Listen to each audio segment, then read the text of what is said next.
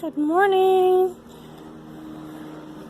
Today's August 31st and I'm showing off the beautiful flowers that my husband got for me a couple days ago for our anniversary. Well, it's the anniversary of the day that we signed the marriage certificate. It's not the actual day of our wedding, so we'd like to celebrate both. So we have the anniversary in August and we have another one in September. But anyway, these are my beautiful flowers. We have carnation, and we have rose, and spider mums. Anyway, so I just wanted to do a little disclaimer for the following part of this video.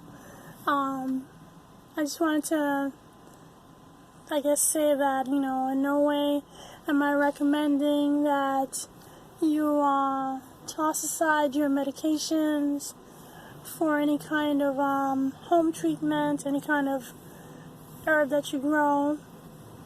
That's not to say that these things are not useful or they're not good and they're not effective, but, I don't want to be held liable for saying that you shouldn't use your medication. So, that's all I have to say.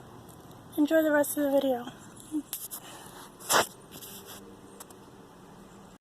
So I'm at the home garden right now, and I wanted to show you my excitement. Look at these big, bodacious Faharazan peppers. Look at the size of them. They're like huge, humongous. These are actually a paprika type of pepper. I think they're Hungarian or Ukrainian. I think I obtained them from a seed house in the Ukraine. I bought it from eBay, and there's a bunch of them getting ready to ripen. Well, they are ripening, and I could pick them now, but I'm not really worried about these getting pilfered. I would normally pick them early because people have been picking the ones in the front, and I don't want to be able to enjoy my harvest. A nice little strawberry. Meat nuts. Yum yum yum. So, about an hour ago, I was having, I think I've been telling you, if you've been following my last few videos, I haven't been well. I've had some kind of respiratory issue. I don't know if it's bronchitis or simply asthma, or I don't know what's wrong with me. But I've been sick, and I get well, I get better, and then I sort of start to relapse. So anyway, I was remembering that video I made on Tulsi a few days ago, and I took a little leaf, because I was actually having a proper crisis. I was like, oh my god, I'm downstairs, I don't have my inhaler, and I couldn't breathe, and I'm like dying. How am I going to get up the stairs, because I live on the 3rd floor, to get my inhaler so that I'm not going to die, but anyway, so I took a leaf of my Tulsi, fresh and raw, straight from the garden, and I took a bite. I'm chewing on it, and first of all, it's sweet. It's a sweet leaf. The thing that first hits you is that it kind of resembles the flavor of mint a little bit, but then you start getting that like sort of basil flavor, and then you get the other thing, which is like the exotic part. It's more like, I don't don't know, it's like jasmine, it's like perfume. I mean, it's like perfume because it's like basil, but really lovely. So yeah, I think I had 4 leaves, and I just ate them just like this.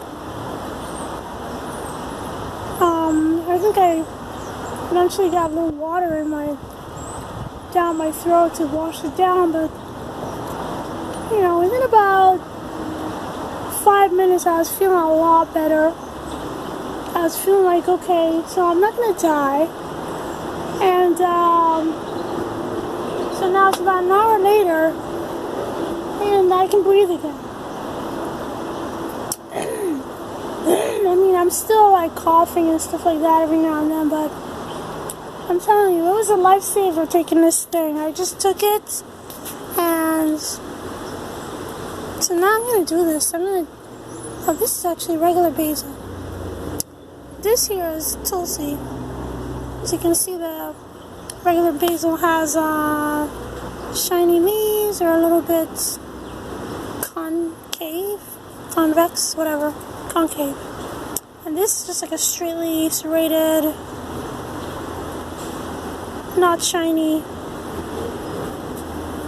Anyway, you can totally tell from the smell. So that's the second thing I wanted to tell you. Actually, I think did I say 4? 5 things. So, look at this. Maybe I should save this for last, but look at that bunch of plumeria flowers. There's so many blooming at once that they can't even, like, they're all like smushed against each other. This is better. And I can't tell you how the smell is just, it's not overpowering, but it's very lovely. The perfume that's coming at me is just really sweet. Really sweet. Plumeria. So then the other thing I wanted to show you is my pigeon peas. These are totally ready. See, it's almost turning yellow. It's very hard, very firm, and I'm just gonna pick a bunch of these. Some of these are still kind of, if you squeeze them, actually most of these are pretty much ready. But if you squeeze them, you can tell if they're ready or not. Some of them are, you can feel the seed is not that big, and then some you squeeze and it kind of, you know, gives a lot. So anyway, this here is perfect. Oh man, it's on the floor. Alright, no big deal. So yeah, this is what fresh pigeon peas look like. And unfortunately, well, actually I haven't even taken a whiff yet, but I've been smelling them every now and then, and they're not very fragrant. The pot itself should be like overpowering with smell, with the aroma. I mean, they smell good, but they're not like really. In Panama, like the optimal that you want is the oloroso, they call it, or fragrant or odorous. You want guandu oloroso. This is not oloroso. This is just guandu, which is fine. I'm sure it has a wonderful flavor, but it's not that fragrant. In any case, I'm still happy. I'm still very excited that I could grow these pigeon peas in my home, my backyard. So I'm going to pick some more of these pods and shell them, and then I'm going to put the shelled beans or peas in the freezer. And I guess as they continue to ripen or become ready, I'll I'll keep putting them in a bag, collecting them until I have enough to make a proper meal. I don't think there's enough here for a proper meal, although you only need a little bit to, like, you know, flavor up some rice and, you know, get a nice little complete protein thing going on. So anyway, what's the other thing I wanted to show you? Oh my goodness, there was another thing I wanted to show you. I think that was it though. I guess that's probably good enough. Oh, I know. So I haven't been paying attention to this. This is actually it's not a Scotch bonnet. It's actually called mustard habanero. And I have one that's actually growing. I've been having a lot of trouble with my peppers this year, and I was very discouraged, but these over here seem to be doing okay. They're not flowering that much. I mean, they're making little buds, little tiny buds. But I just noticed this, so I'm kind of excited about that. I hope that's not the only one I get to harvest this year.